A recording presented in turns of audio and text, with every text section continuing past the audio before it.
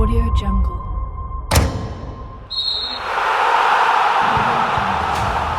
Komitmen Aji Santoso di Persebaya Surabaya ungkap masih bertahan meski diincar PSIS Semarang. Sebelum kita lanjut, jangan lupa subscribe agar mendapat informasi yang terbaru.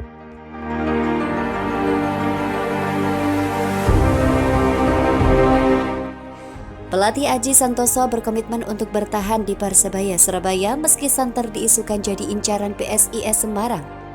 Posisi Aji Santoso sempat menjadi pertanyaan besar usai kekalahan Persebaya Surabaya atas Rans Nusantara di pekan ke-10 BRI Liga 1 2022. Kekalahan 2-1 atas Rans menjadi kekalahan ketiga beruntun dan 6 secara keseluruhan musim ini.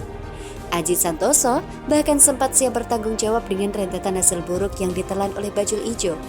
Usai kekalahan 3 kali beruntun, orang yang mundur dari jabatan justru Azrul Ananda. Azrul menyatakan mundur dari kursi CEO Persebaya pada Jumat 17 September lalu. Sementara Aji Santoso menyatakan komitmennya untuk tetap bersama Bajul Ijo. Sampai detik ini, saya masih menjadi pelatih Persebaya. Saya pastinya menghormati kontrak di Persebaya, kata Aji. Kontrak Aji Santoso sendiri masih berlaku hingga 2024 mendatang. Pelatih terbaik Liga 1 musim lalu itu juga tak menutup kemungkinan bisa saja meninggalkan Bajul Ijo. Tetapi hal itu akan terjadi hanya jika manajemen Persebaya memutuskan demikian. Semua opsi saya kembali ke manajemen Persebaya, ucap pelatih asal Malang tersebut. Adapun Persebaya Surabaya saat ini bertengger di posisi ke-14 klasemen sementara dengan 10 poin. Perolehan itu hanya terpaut 1 poin dari jurang degradasi.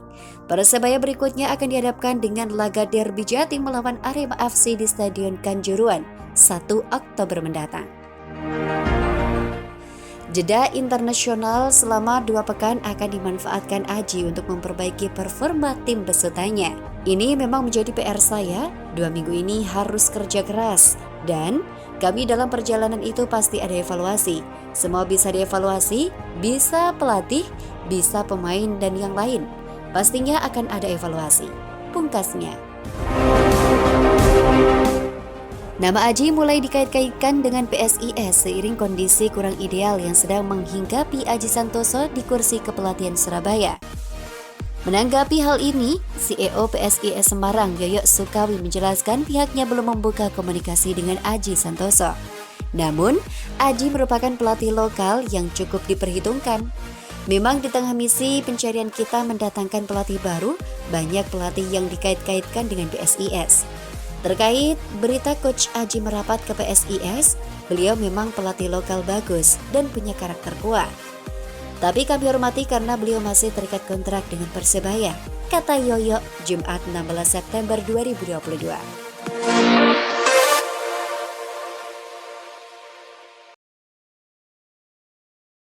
Audio Jungle. Komisaris PSIS gantikan Azrul Ananda di Persebaya, Putra Junianto beri kabar, berkata ditunggu bonek. Sebelum kita lanjut, jangan lupa subscribe agar mendapat informasi yang terbaru.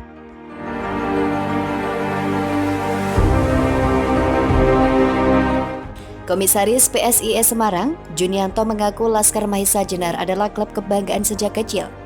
Pembelian saham PSIS Semarang 30% oleh Junianto sempat membingungkan putranya.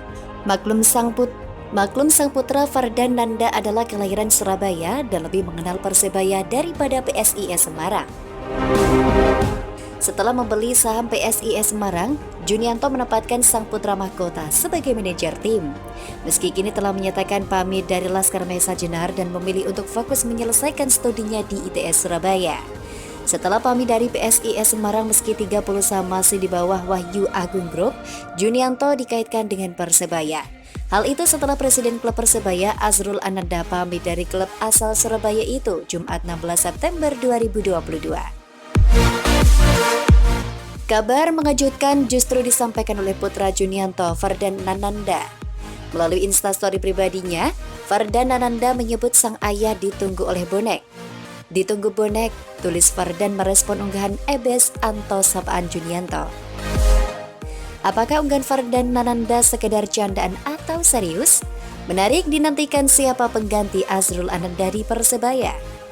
Bonek mania dilanda kecemasan setelah Azrul Ananda setelah resmi mundur dari jabatan CEO Persebaya Surabaya selesai rentetan hasil buruk bajul ijo pada Liga 1 2022. Dilansir, Azrul Ananda resmi mundur dari CEO Persebaya Surabaya per Jumat 16 September 2022. Pengumuman mundurnya Azrul Ananda dari CEO Persebaya Surabaya ia sampaikan secara langsung melalui kanal YouTube resmi official Persebaya. Saya akan mengundurkan diri dari CEO Persebaya. Semua tanggung jawab, semua tanggungan-tanggungan akan kita selesaikan sebaik mungkin. Kita akan selesaikan secara legal sebaik mungkin. Dengan sebaik mungkin, dengan positif dan sebaik-baiknya, ujar Azrul.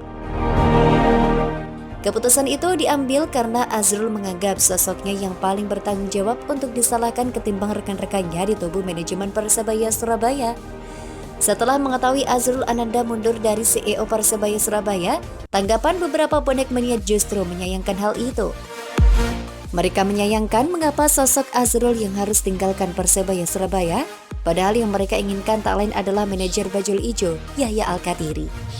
Alhasil beberapa bonek ungkap kecemasan andai nanti Persebaya Surabaya justru diambil alih oleh investor berkepentingan, terutama berkepentingan di bidang politik. Kecemasan para bonek mania diketahui dari unggahan cuplikan video pengunduran diri Azrul Ananda yang diunggah di Instagram resmi Persebaya Surabaya, Jumat 16 September 2022.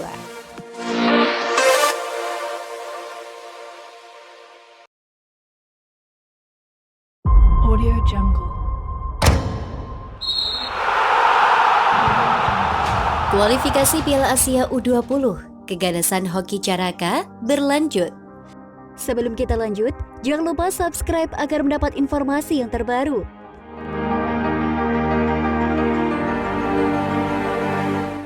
Hoki Caraka tampil brilian saat timnas Indonesia U20 menghajar Timur Leste 4-0 di kualifikasi Piala Asia U20 2023. Striker PSS Sleman itu bikin hat-trick. Indonesia mengawali kiprahnya di kualifikasi Piala Asia U20 2023 dengan melawan Timor Leste pada laga perdana Grup F di Stadion Gelora Bung Tomo, Surabaya, Rabu 14 September 2022. Tuan rumah menang 4-0. 3 gol Indonesia diborong Hoki Caraka, masing-masing pada menit ke-12, 30, dan 49. 1 gol Indonesia lainnya dilesakkan Rabbani Tasnim yang jelang laga bubar. Sorotan tertuju pada Hoki Caraka yang kembali tampil apik buat timnas Indonesia. Selain membawa Indonesia menang, 3 gol pemain bernomor 9 itu membuatnya melanjutkan performa gemilangnya bersama skuad Garuda Muda. 3 gol Hoki Caraka membuatnya cuma kalah dari Kanta Chiba, pemain Jepang yang sudah bikin 6 gol di kualifikasi Piala Asia U20 2023. Selain itu, Hoki juga melanjutkan performa apiknya setelah juga bersinar di Piala AFF U19 2022 lalu. Di ajang itu, Hoki bisa membuat 4 gol hanya kalah dari penyerang Vietnam Nguyen Quoc Viet. Hoki Caraka, yang merupakan pemain kelahiran Gunung Kidul 21 Agustus 2004, kini membela PSS Sleman. Bersama Laskar Elang Jawa, ia sudah bermain 4 kali di Liga 1 2022 dan belum membuahkan gol. Selanjutnya, Indonesia sendiri akan melawan Hong Kong di laga kedua Grup F. Laga masih akan digelar di Stadion Gelora Bung Tomo pada Jumat 16 September. Di laga perdana kualifikasi Piala Asia U20 2023, Hong Kong sendiri dihajar Vietnam 1-5. Peluang terbuka lebar buat Hoki Caraka kembali mencatatkan namanya di papan skor saat melakoni partai berikut. Di tengah performa apiknya, Hoki rupanya sempat mendapat peringatan dari Sintayong. Pelatih asal Korea Selatan itu meminta agar sang pemain tidak terlalu tinggi hati atau sombong atas penampilannya. Menanggapi sentilan sang Sintayong, Hoki Caraka mengaku memang langsung mawas diri. Ia mengevaluasi diri soal kata-kata sang pelatih. Kalau kemarin dikatain coach tinggi hati, saya langsung evaluasi diri. Saya juga meminta petunjuk orang tua juga, kata Hoki di konferensi pers.